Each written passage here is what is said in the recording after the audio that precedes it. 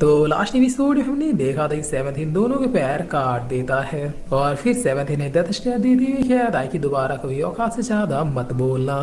तब इनसे निपटने के बाद सेवंथ वापिस अपने पैलेस में आके प्रैक्टिस में लग जाता है और फिर लगते ही पूछता है कि मास्टर आखिर अचानक ही लोगों को क्या हो गया जो मुझसे हेट करने लगे। जिस पर मास्टर पीक कहता है कि लोग तुम्हारी इज्जत तभी तक करेंगे जब तक वो तुमसे कमजोर हैं। ये तुम्हारी गलती है कि समय के साथ साथ तुम पावरफुल नहीं हो पाए और लोग तुमसे आगे निकलने लगे। तब सेवंथ कहता है कि यही सेम बात विंसी एकेडमी के इंस्ट्रक्टर ने भी कही थी। खैर इन बातों को छोड़िए और आप मुझे ये बताइए कि आखिर मेरे असली फादर किस टाइप के पर्सन थे। जिस पर मास्टर पीक कहता है तुम्हारे फादर एक अलग ही लीग के पर्सन थे। वो अपने काम के इतने पक्के थे कि उनके नाम के आगे ग्रेट लगाया जाता था।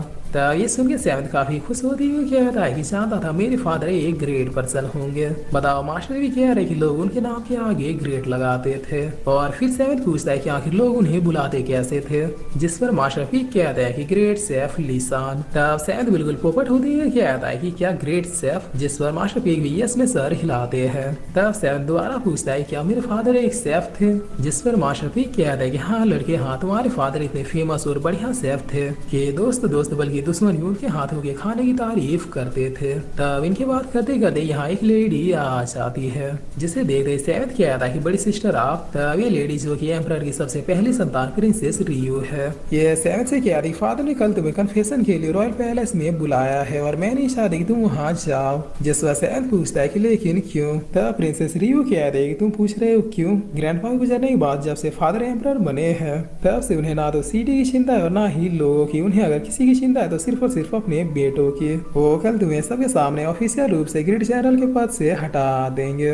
इतना ही नहीं तुमने जो ईस्ट जनरल और वेस्ट जनरल के लड़कों का पैर काटा है उसके लिए तुम्हें जेल भी भेज सकते हैं। जिस पर सेवंथ किया था कि वो तो अभी मुझे प्रिजन में डालने की प्लानिंग कर रहे हैं। तब प्रिंसेस रियू कह रही सेवंथ मुझे ये भी पता है कि इन सबके पीछे क्राउन प्रिंस का हाथ है बट टेंशन मतलब मैं उसे सबक सिखा दूंगी तुम्हें वहां पर जाने की जरूरत नहीं है।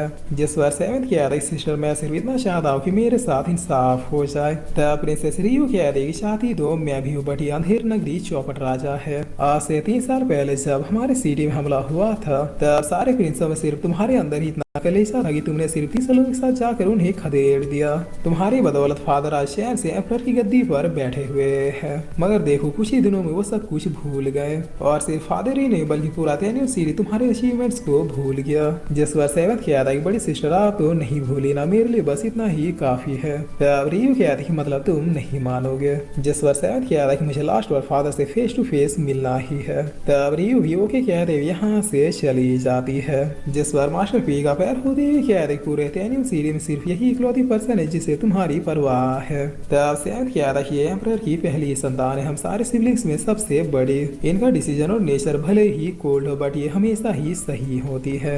लेकिन एम्परर ने कभी भी इन्हें अपनी औलाद की तरह प्यार और ट्रीट नहीं किया। जिस पर मास्टर पी कह रहे कि तुम्हारे फंटर आ रहे हैं। तभी इनकी ना कह रही अचानक ही 5 लोग आ जाते हैं जो आते ही कह रहे हैं कि प्रिंस बताइए क्या ऑर्डर है। तब सेवंथ कह रहा कि मैंने तुम लोगों को नहीं बुलाया। जिस पर ये लड़का कह रहा कि हमने सुना कि आप पर हमला हुआ था इसलिए हम लोग तुरंत सब कुछ छोड़ छाड़ के आ गए।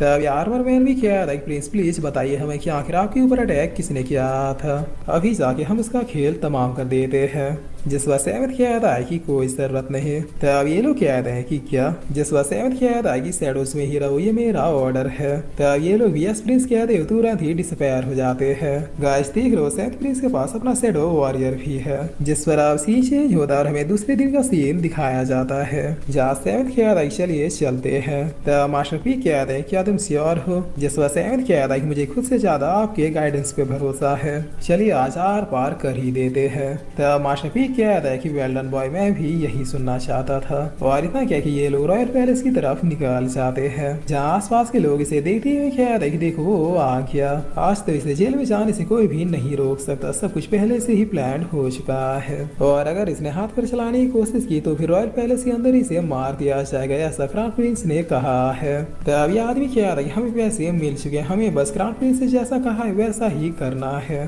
जिस पर इधर अभी गार्ड सेवंथ को रोकते हुए कह रहे कि अपना स्वॉर्ड नीचे रखो तुम रॉयल पैलेस में स्वॉर्ड लेकर नहीं जा सकते। तब सेवंथ पूछता है कि क्यों, जिस पर गार्ड कहता है सेवंथ प्रिंस क्या तुम भूल गए कि जिसकी सुनवाई होती है वो वेपन अंदर लेके नहीं जा सकता। कहीं कल्टीवेशन के साथ साथ तुम्हारा बुद्धि भी तो भ्रष्ट नहीं हो गया। अब जल्दी से मेरा मुंह ताकना बंद करो और इस स्वॉर्ड को नीचे रखो। तब ये लोग अब दूर से कहते हैं कि ये गलत हो रहा है। एक टाइम जिसने पूरे सिटी को बचाया आज उसके साथ है ऐसा व्यवहार। जिस पर साइड वाले अंकल कहते हैं कि हम मजबूर है इसलिए क्राउन प्रिंस ने जैसा कहा है वैसा ही करना होगा। तब सेवंथ विदर एक ही लात में इस गार्ड को पीछे कर देता है, जिसके बाद सेवंथ बाकी आ रहे गार्ड्स को भी लेटा देता है।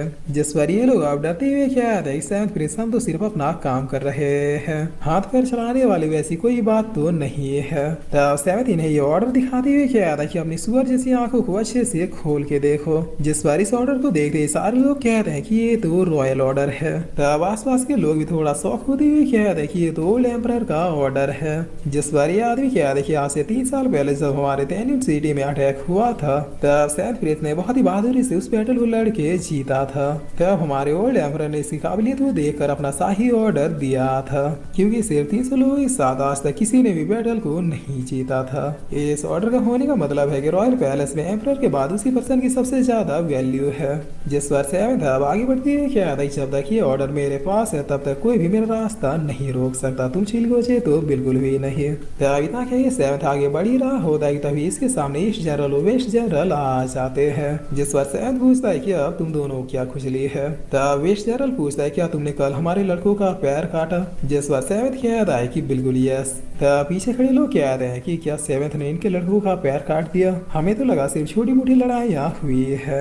जिस पर ईस्ट जनरल अब भड़कती है क्या सेवंथ तुम्हारी ये मजाल कि हमारे बैल जैसे सीधे बच्चों का पैर काट दो, क्या समझते तुम खुद को, तो तुम ग्रेट जनरल भी नहीं रहे। तब सेवंथ दोनों बिल्कुल गाल में प्रसादी दे देता है। जिस पर ईस्ट जनरल कहता है क्या तुमने हमारे ऊपर हाथ उठाया। तब सेवंथ कहता है कि अगर मुझे पहले पता होता कि तुम दोनों की नीयत में इतना खोट है तो तुम दोनों ओल्ड बास्टर्ड को मैं वही जंग में ही मार डालता। जिस पर वेस्ट जनरल कहता है सेवंथ अपनी मर्यादा में रहो, एक बार बचा लिया इसका मतलब हम तुम्हारे गुलाम नहीं हो गए। तब वेस्ट जनरल भी कहता है कि चलो एम्परर के पास अब तो तुम्हें जेल जाने से कोई भी नहीं रोक सकता और जेल में हम ही खातिरदारी करेंगे। जिस पर इतना कहते सेवंथ पैर भी चला देता है। तब वेस्ट जनरल भी अब सेवंथ को मारने के लिए बढ़ता है बट सेवन इसे मुंह में देते हुए आगे बढ़ जाता है। जिस पर ये दोनों अब चिल्लाते हुए कहते हैं चलो एम्परर के पास अब फैसला वही होगा। तब लोग भी अब बातें करते हुए कहते हैं सेवंथ प्रिंस पहले से भी ज्यादा अग्रेसिव और डोमिनेटिंग हो गया है, बता बिना हाथ पैर चलाई तो ये बात कर ही नहीं रहा। जिस पर सेवंथ प्रिंस अब रॉयल पैलेस की ओर जा ही रहा होता है तभी इसके सामने फिफ्थ प्रिंस और सिक्स्थ प्रिंस आ जाते हैं।